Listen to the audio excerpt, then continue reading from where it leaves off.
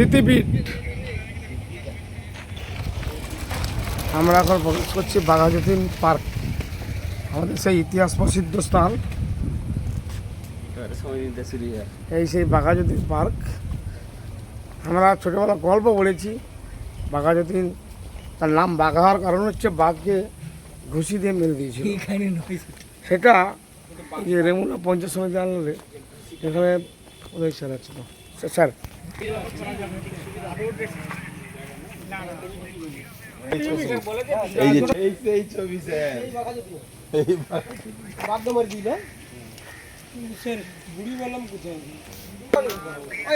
আগে নিজেরা ঠিক করো, এখানে কি রান্না করবে?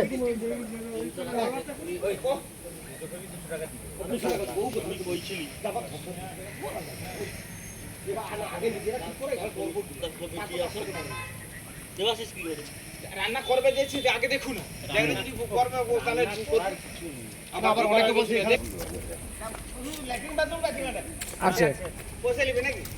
ল্যাট্রিন বাথরুম আছে কি বলছে তার লোকটা কথার মতো অসঙ্গ। যাই হোক তারপরে কুকুর আছে সামনে ঠিক একবার বলছে শুনুন স্যার।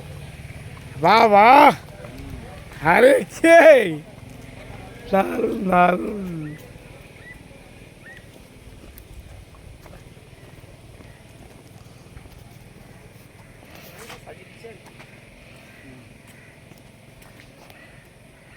হ্যাঁ ঠিক আছে এটা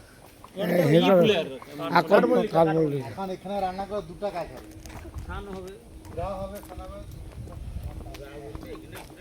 এখানে ঘোরার কিছু নেই, ওই গোল ত্রিবেণী সঙ্গম।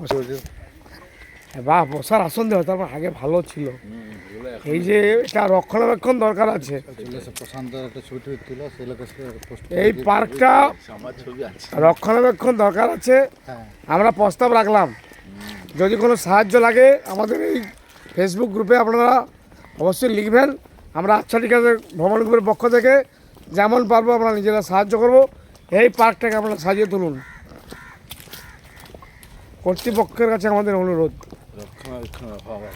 এত সুন্দর পার্ক, এই বাঘাযতীন পার্ক একটা ইতিহাস প্রসিদ্ধ স্থান, অথচ তাকে এরকম করে রাখছে।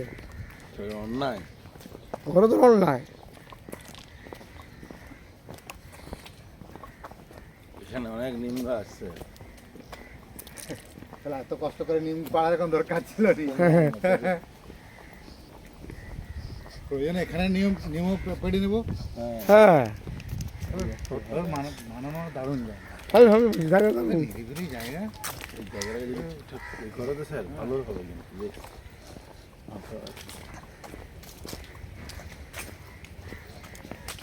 কিন্তু এসে হাত ছাড়া করা যাবে না।